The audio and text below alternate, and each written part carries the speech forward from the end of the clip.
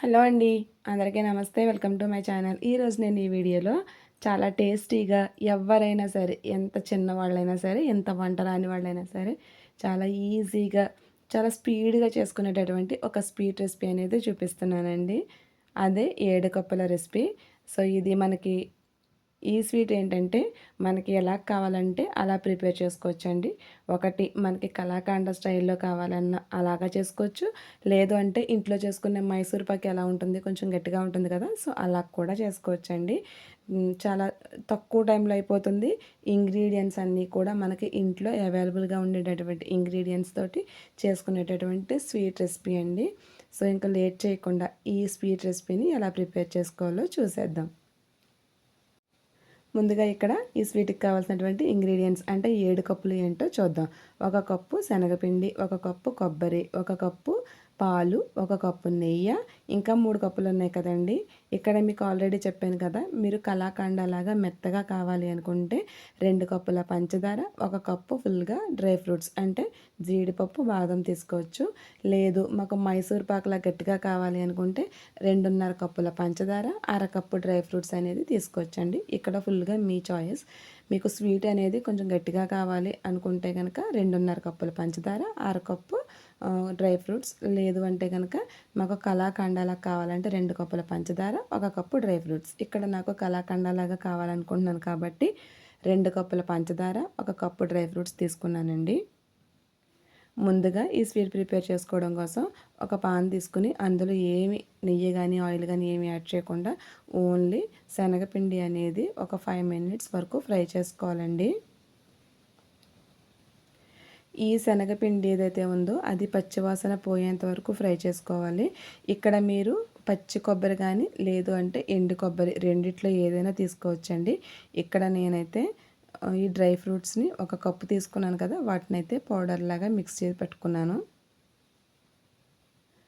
ఇక్కడ నేను పచ్చి కొబ్బరి తీసుకున్నానండి. మీరు ఈ పచ్చి కొబ్బరి ప్లేస్లో ఎండు కొబ్బరి పౌడర్ అయినా తీసుకోవచ్చు. ఎండు కొబ్బరిని మీరు మిక్సీలో వేసుకునైనా తీసుకోవచ్చు. ఇక్కడ మీరు పచ్చి కొబ్బరి తీసుకునే విధంగా అయితే గనక ఈ శనగపిండి అనేది బాగా ఫ్రై అయిపోయిన తర్వాత ఈ కొబ్బరిని ఒక ఒక 2 మినిట్స్ వరకు ఫ్రై చేయాలండి. అదే ఎండు కొబ్బరి అయితే గనక జస్ట్ ఒక 30 సెకండ్స్ అలా ఫ్రై చేస్తే సరిపోతుంది. ఇది పచ్చిది కాబట్టి కొంచెం ఒక 2 మినిట్స్ అలాగా రెండు కలుపుకొని ఫ్రై చేసుకోవాలి. ఈ విధంగా ఫ్రై అయిన తర్వాత ఇప్పుడు దీంట్లోకి రిమైనింగ్ ఏదైతే ఉందో అవన్నీ కూడా వన్ బై వన్ అనేది యాడ్ చేసుకోవాలండి. ఇక్కడ నేను బాదం జీడిపప్పు మిక్సీ పట్టుకున్నాను కదండి, ఆ కప్పు వేసుకున్నాను. తర్వాత 2 కప్పుల పంచదార, అలాగే రిమైనింగ్ 1 కప్పు పాలు, 1 కప్పు నెయ్యి, ఇలా ప్రతిదీ కూడా మొత్తం అన్నీ ఒకసారి ఈ విధంగా మనం యాడ్ చేసేసుకోవచ్చండి.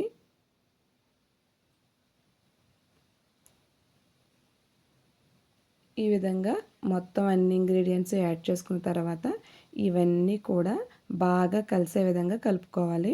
ఇలా మొత్తం అన్నీ ఒకసారి కలపడం వల్ల ఏంటంటే ఈ కన్సిస్టెన్సీ అనేది కొంచెం పల్చగా అయితే అవుతుందండి. ఇప్పుడు మీరు ఫ్లేమ్ అనేది అడ్జస్ట్ చేసుకుంటూ అడుగు పట్టకుండా ఇదంతా బాగా కలిసిన తర్వాత కొంచెం పల్చగా అయిన తర్వాత మీరు తిప్పుతూనే ఉండాలండి. లేదు అంటే కనుక అడుగున మాడిపోతుంది.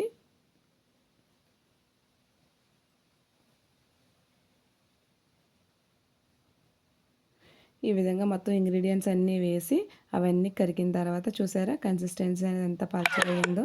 సో ఇప్పుడు మనం ఫ్లేమ్ అనేది అడ్జస్ట్ చేసుకుంటూ మ్యాక్సిమం సిమ్లో పెట్టుకుని ఈ స్వీట్ అనేది ప్రిపేర్ చేసుకోవాలండి.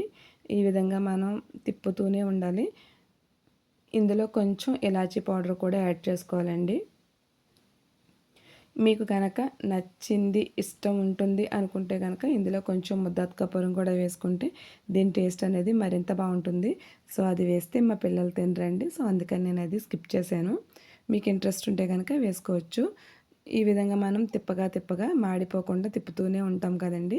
ఈ విధంగా తిప్పినంతప్పుడు ఈ స్వీట్ రెసిపీ అనేది మనకి పాన్ నుండి సెపరేట్ అవుతుందండి. సో ఇప్పుడు మనం ఒక గిన్నెకి నెయ్యి అనేది అప్లై చేసి పెట్టుకోవాలి. మీ దగ్గర బటర్ పేపర్ ఉంటే బటర్ పేపర్ వేసుకోండి. నా దగ్గర అయితే బటర్ పేపర్ అవైలబుల్గా లేదు. సో అందుకని నేను నెయ్యి రాసి పెట్టుకున్నాను. చూస్తున్నారు కదా, ఇది మనకి పాన్ నుండి సెపరేట్ అవుతుంది చూసారా. ఇలా సెపరేట్ అయినప్పుడు మరీ గట్టి పడిపోకుండా ఉండేలాగా చూసుకుని అప్పుడు మనం దీన్ని అందులోకి ట్రాన్స్ఫర్ అయితే చేసుకోవాలండి. చూసారు కదా, మనం ఎప్పుడైతే పంచదార అనేది తక్కువగా వేస్తామో అంటే కలాకండలా ఉండాలి అని మనం చేసుకుంటామో అప్పుడు ఇలా ఈ విధంగా మాత్రమే అవుతుందండి. మీరు గనక పంచదార 2.5 కప్పులు లేదా 3 కప్పులు వేస్తే అది తొందరగా అనేది గట్టిపడిపోతుంది. ఒకసారి చూసుకోవాలండి. పంచదార తక్కువ వేసింది మనం ఎంతసేపు తిప్పినా కూడా ప్రాబ్లం అయితే ఉండదు. పంచదార కొంచెం ఎక్కువ పడింది అయితే మనం ఎక్కువసేపు కనుక ఇందులోనే ఉంచేసామనుకోండి ఇక్కడే గట్టిపడిపోతుంది అనమాట. ఒకసారి అది చూసుకోవాలి.